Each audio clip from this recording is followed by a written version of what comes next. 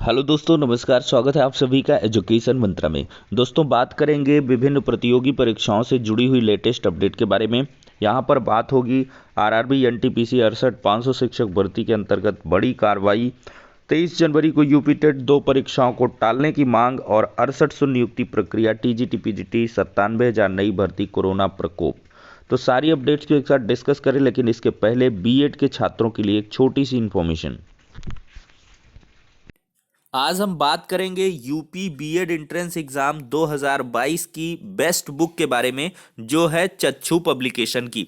दोस्तों, अगर इस पुस्तक की हम खास बात करें तो इस पुस्तक में 3900 से अधिक बहुविकल्पीय प्रश्न व्याख्या सहित दिए गए हैं। 5 साल के previous year solved model paper हैं और साथ ही साथ 15 प्रैक्टिस सेट प्रोवाइड किए गए हैं। दोस्तों, ये पुस्तक आप सैंपल के रूप में देख सकते हैं। बहुत सारे इंपॉर्टेंट क्वेश्चन और फिर इसके बाद इनका प्रॉपर एक्सप्लेनेशन इस पुस्तक में दिया गया है। ये पुस्तक आपको ऑनलाइन और ऑफलाइन दोनों मोड में अवेलेबल है। ऑनलाइन के लिए लिंक डिस्क्रिप्शन बॉक्स में प्रोवाइड है और ऑफलाइन के लिए किसी भी नज़दीकी बुक स्टॉल पर कॉन्टैक्ट कर सकते हैं। दोस्तों, इतना ही नहीं, बीएड एंट्रेंस एग्जाम के लिए एक अलग से प्रैक्टिस वर्कबुक भी इनके द्वारा प्रोवाइड की गई है, जिसमें 2700 से अधिक महत्वपूर्ण प्रश्न हैं, 5 साल के सॉल्व्ड पेपर हैं। तो इन दोनों बुक्स के साथ आप प्रिपरेशन को बूस्ट करें और अपनी सफलता को सुनिश्चित करें। दोस्तों, देखा जाए तो यहाँ पर जो स्कूल और कॉलेजेस हैं 23 जनवरी तक बंद कर दिए गए हैं उत्तर प्रदेश में। मतलब स्टूडेंट्स को पूरी तरीके से जाने की मनाही रहेगी और साथ ही साथ ऑनलाइन क्लासेस चलाई जाएंगी। अगर समय समय पर आवश्यकता होगी तो जो शिक्षक और शिक्षणेतर कर्मचारी हैं उनकी 50% जो कह लें उपस्थिति है वो सुनिश्चित की जाएगी। ऐसे कई आदेश आपको सोशल मीडिया प्लेटफॉर्म पर देखने के लिए मिलेंगे। तो उसी के संबंध में अभ्यर्थियों ने सोशल मीडिया प्लेटफॉर्म पर एक आंदोलन छेड़ा है। देखा जाए तो अभ्यर्थी भयभीत हैं और यूपी टेट पीसीएस 2021 मुख्य परीक्षा टालने की मांग को तेज कर दिए हैं। कोरोना संक्रमण का प्रकोप बढ़ता जा रहा है। पीड़ितों में प्रतियोगी छात्र भी शामिल हैं जिनकी आने वाले दिनों में परीक्षाएं हैं। सूबे में 23 जनवरी को यूपी टेट, 28 जनवरी से यूपीपीएससी मेंस है और परीक्षा से पहले दोनों परीक्षाओं के सैकड़ों अभ्यर्थी कोरोना संक्रमित हो गए हैं। इसी कारण कोरोना से भयभीत अभ्यर्थी दोनों परीक्षाओं को टालने की मांग कर रहे हैं। मुख्यमंत्री योगी आदित्यनाथ को ईमेल के जरिए सामूहिक पत्र भेजे जा रहे हैं। इसके साथ ट्विटर पर भी अभियान छेड़ा गया है। तो अब देखते हैं दोस्तों यहाँ पर क्या कुछ फैसला देखने के लिए मिलता है। लेकिन पीएनपी सचिव जी की तरफ से स्पष्ट कहा गया है कि उनको परीक्षा को स्थगित करने जैसे कोई भी इंस्ट्रक्शंस नहीं मिले हैं और पूरी परीक्षाएं 23 जनवरी को हर हाल में होंगी। तो इसी क्रम में देखा जाए तो आप देख भी सकते हैं समाचार पत्रों के माध्यम से, प्राथमिक और जूनियर की जो टीटी परीक्षा है 23 जनवरी को होगी। प्राथमिक स्तर के लिए 22 और जूनियर स्तर के लिए 13 परीक्षा केंद्र बनाए गए हैं।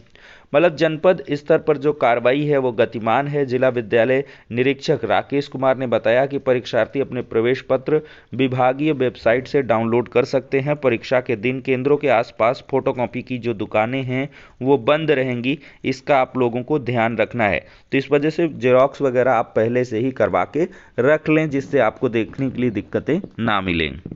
दोस्तों, यहाँ पर भी देख सकते हैं पीसीएस की मुख्य परीक्षा टालने के लिए अभ्यर्थियों का सोशल मीडिया पर अभियान है। स्थिति सामान्य होने तक परीक्षा स्थगित करने की मांग है। आयोग के अध्यक्ष का पोस्टर जारी कर अपनी बात रखी है। यहाँ पर please sir postpone UPPSC mains, it's not one day exam, total 4 days in 3 nights, high chances of covid positivity. तो यहाँ पर कोविड के मद्देनज़र यूपी टेट को भी टालने के लिए मांग की गई है। प्रतियोगी छात्रों की मांग है कि तेजी से बढ़ रहे कोरोना को मामले को देखते हुए 23 जनवरी को जो परीक्षा है वो टाल दी जाए। डीएलएड संघ के अध्यक्ष विनोद पटेल का दावा है कि सोशल मीडिया प्लेटफॉर्म पर एक सर्वे के दौरान 80% से अधिक छात्र चाहते हैं कि परीक्षा टाल दी जाए। परीक्षा में लाखों अभ्यर्थी शामिल होंगे। ट्रेन और बस होंगी वो छात्रों से भरी रहेंगी। ऐसे में संक्रमण का खतरा कई गुना बढ़ने वाला है। और चूंकि देखा जाए तो यूपी टेट में यहाँ पर 21 लाख के करीब कैंडिडेट अपीयर होंगे, तो काफ़ी एक बड़ी संख्या होती है, तो इस वजह से पोस्टपोन करने की लगातार मांग यहाँ पर चल रही है। अब देखते हैं यहाँ पर क्या कुछ आगे आने वाले समय में निर्णय लिया जाता है। जो जैसा निर्णय लिया जाएगा आप सभी को अपडेट हम प्रोवाइड करेंगे। अब दोस्तों यहाँ पर विश्व बैंक का कहना है कि स्कूल और कॉलेजेस को बंद करने का कोई औचित्य नहीं है। विश्व बैंक ने कहा है कोरोना महामारी के कारण अब स्कूलों को बंद करने का कोई औचित्य नहीं है। विश्व बैंक के वैश्विक शिक्षा निदेशक जेम्स सावेद्रा ने कहा है कि यहाँ तक कि कोरोना की नई लहर भी आती है तो स्कूलों को बंद करना आखिरी विकल्प होना चाहिए। तो कुल मिलाकर जो वैक्सीनेशन है उस पर जोर देना चाहिए। सबसे बड़ी बात यही है कि जब पढ़ाई लिखाई ही नहीं होगी, ऑनलाइन मोड में किस तरह की कैसी पढ़ाई होती है, तो कॉलेजेज और स्कूल के ओपन करने के लिए यहाँ पर विश्व बैंक ने सलाह दी है। तो इस वजह से यहाँ पर देखा जाए तो उत्तर प्रदेश में कल की ही डेट में 23 तारीख तक स्कूल कॉलेजेस बंद कर दिए गए हैं, जिसको लेकर लगातार यहाँ पर विरोध भी देखने के लिए मिल रहा है, जो नौनिहालों की पढ़ाई है वो बुरी तरीके से प्रभावित होने के चांसेस हैं।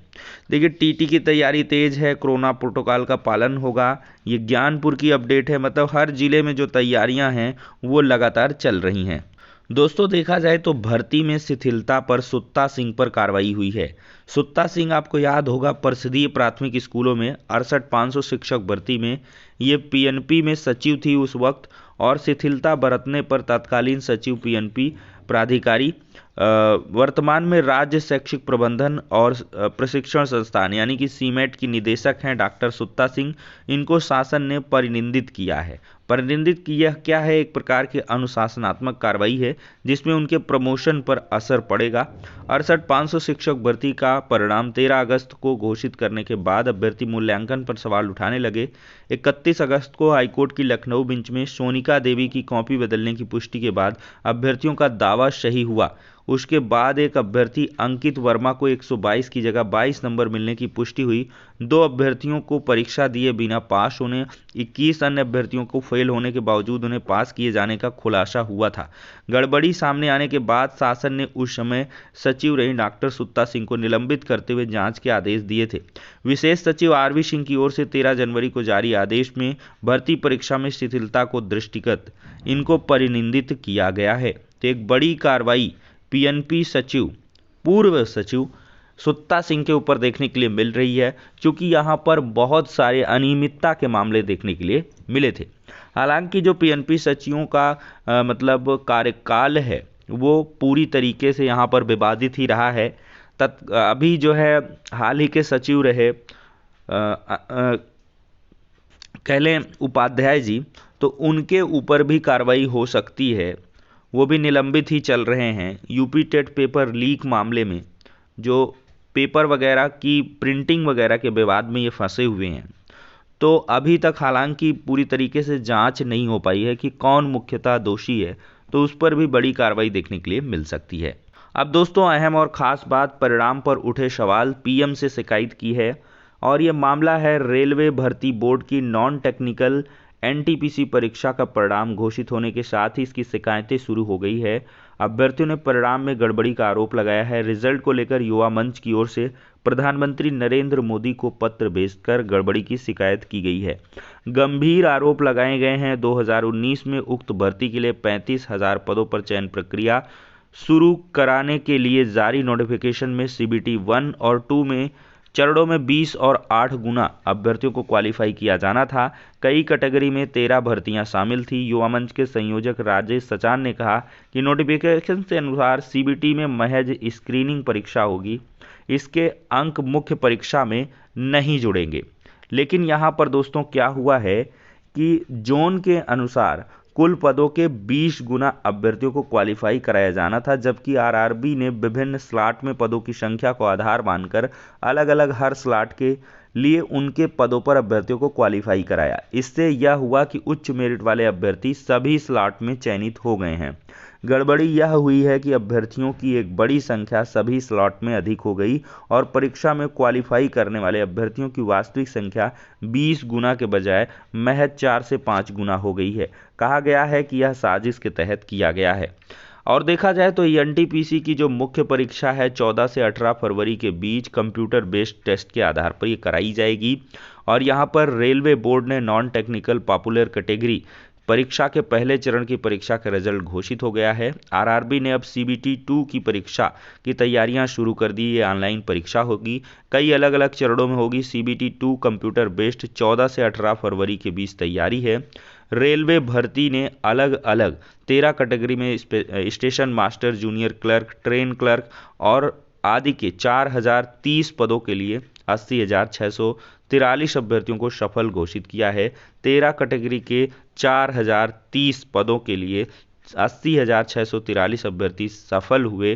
तो एक और पेंच फंस गया कि इन परीक्षाओं में अभ्यर्थी एक से अधिक कैटेगरी में परीक्षा दे सकते थे।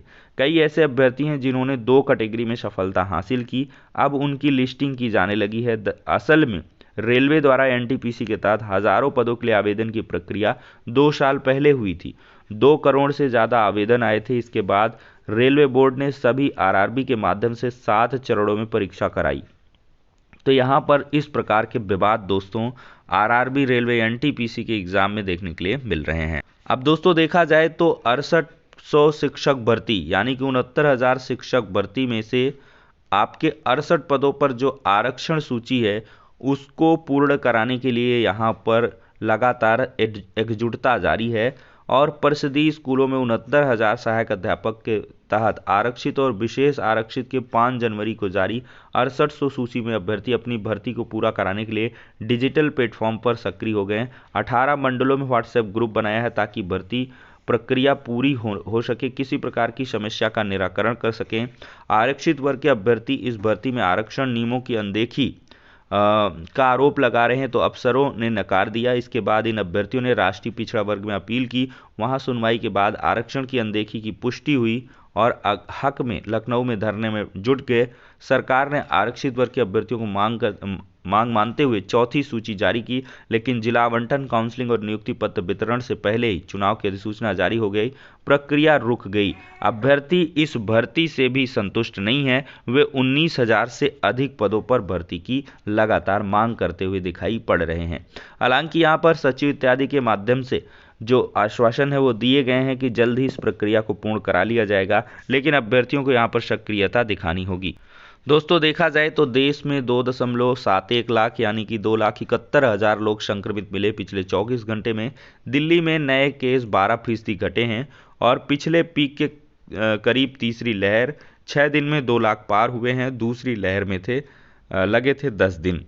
तो दोस्तों इस प्रकार कोरोना का जो कहर है वो लगातार जारी है, तो आप लोगों को यहाँ पर काफ़ी चौकन्ना रहना होगा। बेरोजगारी का दोस्तों सूरत हालात दिखाएं। 16 लाख युवाओं ने ई श्रम पोर्टल पर रजिस्ट्रेशन करवा लिया है। तो यहाँ पर देख सकते हैं जिसकी वार्षिक आय 1.8 लाख से कम थी वो पंजीकरण करा सकता था, लेकिन यहाँ पर श्रमिकों के लिए व्यवस्था दी गई थी, लेकिन भाई इसमें युवा भी श्रमिक की कगार पर आए हैं। 16 लाख युवा हमारे यहाँ श्रमिक की श्रेणी में है। तो देख सकते कितनी बड़ी बेरोजगारी यहाँ पर देखने के लिए मिली है। ई श्रम कार्ड पर इन्होंने अपना पंजीकरण करवाया है, ई श्रम पोर्टल पर, सॉरी। अब दोस्तों देखा जाए कोरोना के प्रकोप के बीच नई टीजीटी, पीजीटी और 97,000 शिक्षक भर्ती के जो मुद्दे हैं वो दब से गए हैं। यहाँ पर अधिकारी भी अब नई प्राथमिक शिक्षक भर्ती और नई टीजीटी, पीजीटी भर्ती के बारे में कोई ठोस आश्वासन देते हुए दिखाई नहीं पड़ रहे हैं। हालांकि एलटी ग्रेड के लिए जो अधियाचन की प्रक्रिया है वो फिर से शुरू की गई है।